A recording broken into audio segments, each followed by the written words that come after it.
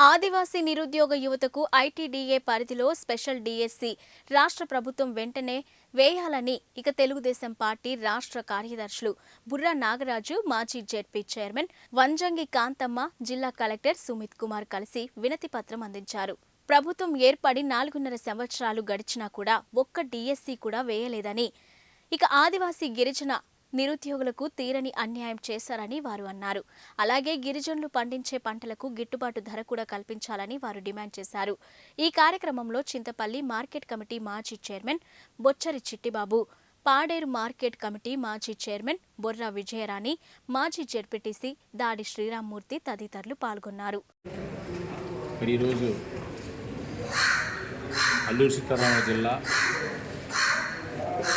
Paderu collector office వారి సమక్షంలో ఈరోజు ఏజెన్సీ ప్రాంతంలో చదువుకున్నటువంటి విద్యార్థులకి ఈరోజు ప్రత్యేకంగా డిఎస్సి ఏర్పాటు చేయమని మేము ఈరోజు ఒక రిఫరెంటైజ్ను అటు యువకుల నుంచి యూత్ నుంచి అలాగే తెలుగుదేశం పార్టీ క్యాడర్ అంతా కలిసి ఈరోజు కలెక్టర్ గారికి కోరడం జరిగింది.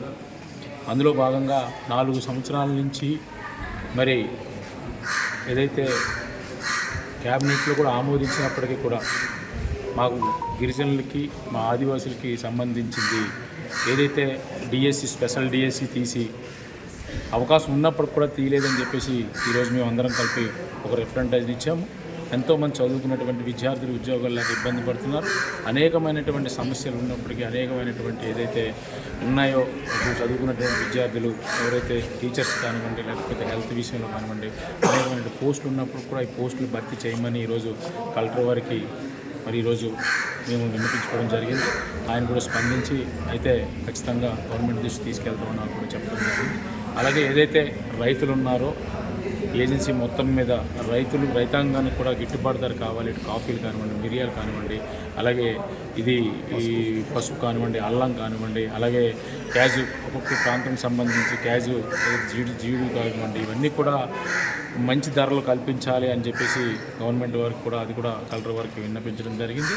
ఆయన కూడా వెంటనే స్పందించి మేమే రేపు కాఫీలు కానివ్వండి అలాగే మిరియాలు కానివ్వండి అన్నీ కూడా మేమే కొనుగోలు చేస్తామని కూడా ఆయన కూడా స్పందించడం జరిగింది. కాబట్టి మేమందరం కూడా ఈరోజు కలెక్టర్ గారి దగ్గరికి మాకున్నటువంటి విద్యార్థులకి అలాగే చదువుకున్నటువంటి ఎవరైతే యువతుల కోసం అలాగే రైతుల కోసం ఈరోజు మేము రిప్రజెంటేషన్ ఇవ్వడం జరిగింది. 4.5 సంవత్సరాల్లో ఏమీ చేయలేని కారణంగా ఈరోజైనా సరే చేయండి అని చెప్పేసి మేము మా తరఫు నుంచి కోరడం జరిగింది.